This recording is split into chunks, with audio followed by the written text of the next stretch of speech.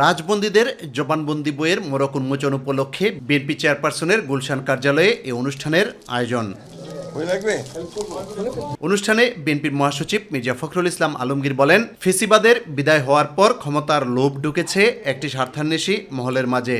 হাসিনা চলে যাওয়ার পর থেকে, পালানোর পর থেকে আমরা কেন জানি না নিজেদেরকে আবার সেই পুরো বিশ্বাস ফিরিয়ে আনতে পারছি না, ঐক্যের জায়গাটাতে থাকতে পারছি না।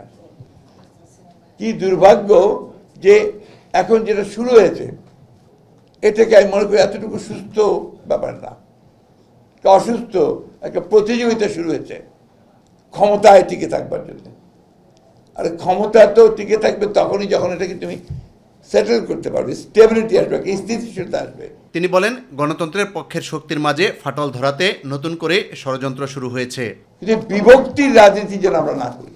এখন যেটা প্রয়োজন, সবচেয়ে বেশি প্রয়োজন দেশকে বাঁচানোর জন্য, গণতন্ত্রকে ফিরে পাওয়ার জন্য ঐক্য, স্ট্রাকচার তৈরি করার সংস্কার অবশ্যই লাগবে।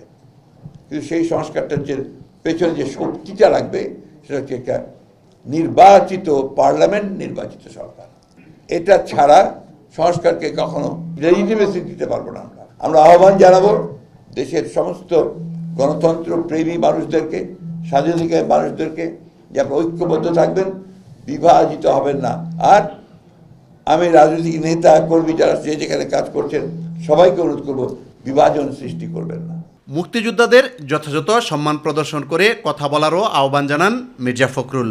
আমি বলি সবসময় যে খালেদা জিয়া প্রথম নারী মুক্তিযোদ্ধা, আমার উপরে খুব রেগে যায় ফ্যাসিস্টরা, খুব বাজে কথাবার্তা বলেছে অদ্ভুত, but that's the truth.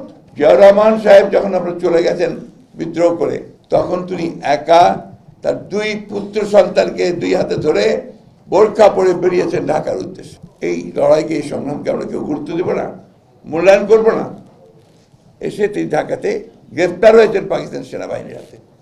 Pakistan সেনাবাহিনী দীর্ঘ 9 মাস তাকে কারাগারে রেখেছে, এবং 16ই ডিসেম্বর তিনি মুক্তি হয়েছেন। এটা হচ্ছে বাস্তবতা।